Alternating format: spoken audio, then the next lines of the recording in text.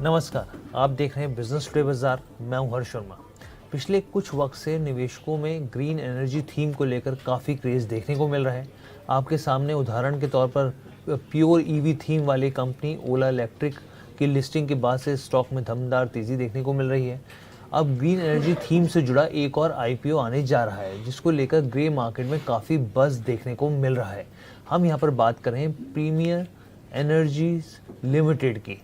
इस कंपनी का business model क्या है, फाइनेंशियल्स कैसे हैं, ग्रे मार्केट में कितना ऊपर चल रहा है इसका भाव, आपको निवेश करना चाहिए या फिर नहीं करना चाहिए, आईपीओ से जुड़ी तमाम जानकारियां आपके सामने रखेंगे। बस आपको इतना ही करना है, हमारे चैनल बिजनेस टुडे बाजार को लाइक शेयर सब्सक्राइब करना नहीं भूलना है। तो सबसे पहले इस कंपनी के बिजनेस मॉडल की बात कर लेते हैं। ये जो कंपनी है Premier Energies Limited integrated solar cell और सोलर पैनल बनाती है। जी हाँ, इंटीग्रेटेड सोलर सेल और सोलर पैनल बनाती है। इस कंपनी की जो इस्टेब्लिश हुई थी ये अप्रैल 1995 में हुई थी।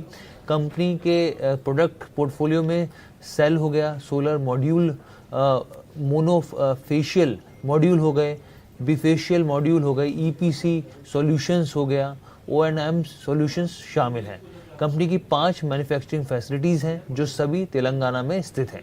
इसका कस्टमर बेस भी काफ़ी ज़्यादा बड़ा है। कंपनी की कस्टमर में बड़ी कंपनियां और तगड़ी कंपनियां हैं। इसमें एनटीपीसी हो गया, टाटा पावर हो, सोलर सिस्टम लिमिटेड हो गया, Panasonic life solutions private limited हो गया। इसके अलावा शक्ति pumps, first energy, blue pine energies हो गया प्राइवेट लिमिटेड, ल्यूमिन्स और साथ में हार्टिक सोलर प्राइवेट लिमिटेड कंपनियां जैसे नाम शामिल हैं। कंपनी ने अपने प्रोडक्ट को देश में बेचने के साथ साथ अमेरिका, हांगकांग, दक्षिण Africa, Bangladesh, Norway, Nepal, Sri Lanka, Germany, Hungary, चीन, ताइवान, फिलीपींस जैसे देशों में भी ये एक्सपोर्ट करती है। तो सबसे पहले अब ये मैंने आपको चीज़ें बता दी कि कंपनी का बिजनेस मॉडल क्या है। अब हम समझते हैं इसके कि तारीखों के बारे में कि भाई कौन कौन सी तारीख को क्या क्या हो रहा है। तो देखिए, प्रीमियर एनर्जीज लिमिटेड का जो इनिशियल पब्लिक ऑफरिंग यानी कि आईपीओ है वो 27 अगस्त को ओपन हो रहा है। इन्वेस्टर 29 अगस्त तक इस आईपीओ के लिए बोली लगा पाएंगे। इशू प्राइस कितना बड़ा है मैं आपको बता देता हूँ कि इस इशू के ज़रिए टोटल जो है करीब 2830 करोड़ रुपए जुटाना कंपनी चाहती है। इसके लिए कंपनी 1290 करोड़ के करीब 2 crore 80 lakh fresh share issue कर रही है।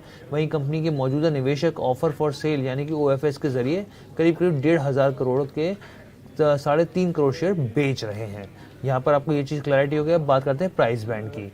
तो प्रीमियर एनर्जीज लिमिटेड ने इस इशू का प्राइस बैंड जो है 427 से 450 रुपये प्रति शेयर के भाव पर तय किया है।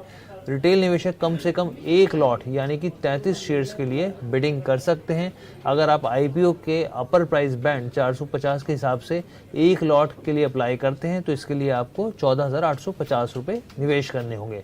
वहीं रिटेल निवेशक मैक्सिमम 13 लॉट यानी कि 429 शेयर्स के लिए अप्लाई कर सकता है और इसके लिए उसको करीब प्राइस बैंड के हिसाब से यहाँ पर 1,90,000 रुपये के आसपास निवेश करना होगा। अब जान लीजिए कि कंपनी की लिस्टिंग कब तक हो सकती है।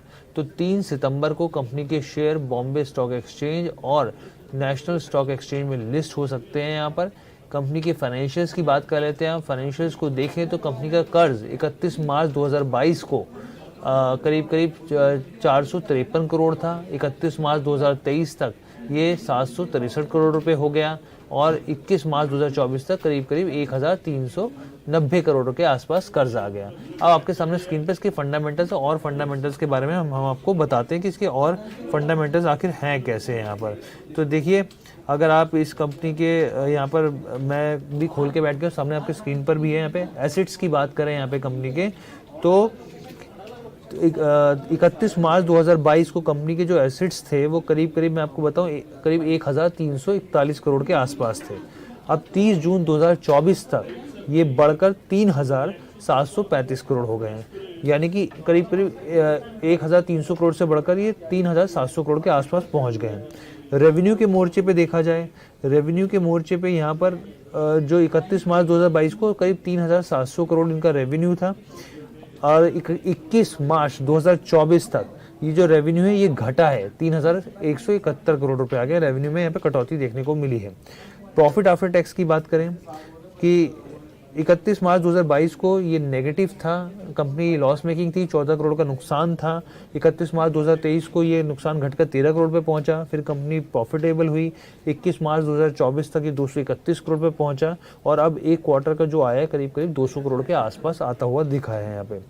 इसके अलावा कंपनी के पास जो रिजर्व्स हैं, रिजर्व्स 255 करोड़ के आसपास हैं। बोरोइंग मैंने आपको बता दी करीब 1200 करोड़ रुपए हैं, जो लगातार बढ़ती हुई दिख रही है।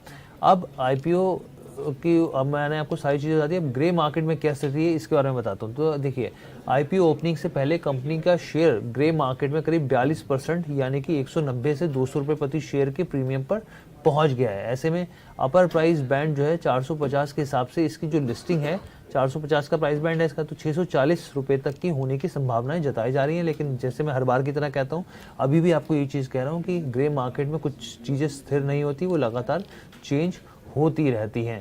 अब आपको इस सवाल का जवाब भी देता हूं कि भाई इसमें इन्वेस्ट करना चाहिए नहीं करना चाहिए। तो यहाँ पर बिजनेस टुडे बाजार ने राघवेंद्र सिंह जी से बात करी, मार्केट एक्सपर्ट से, तो उनका कहना है कि आईपीओ अच्छा दिख रहा है। कंपनी व कर्ज का इस्तेमाल, जो पैसे का इस्तेमाल जो कि कर्ज चुकाने, R&D और नए बिजनेस डेवलपमेंट के लिए करेगी और निवेशकों को इसमें अप्लाई करना चाहिए। तो ये ओवरऑल वीडियो थी आपको बताने के लिए।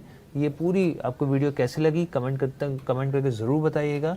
और 3:35 के आसपास आप रोज़ाना जुड़िए हमारे साथ, हम लोग आपके सवालों के जवाब देते हैं शेयर मार्केट से। जो भी आपके सवाल होते हैं, बहुत बहुत धन्यवाद।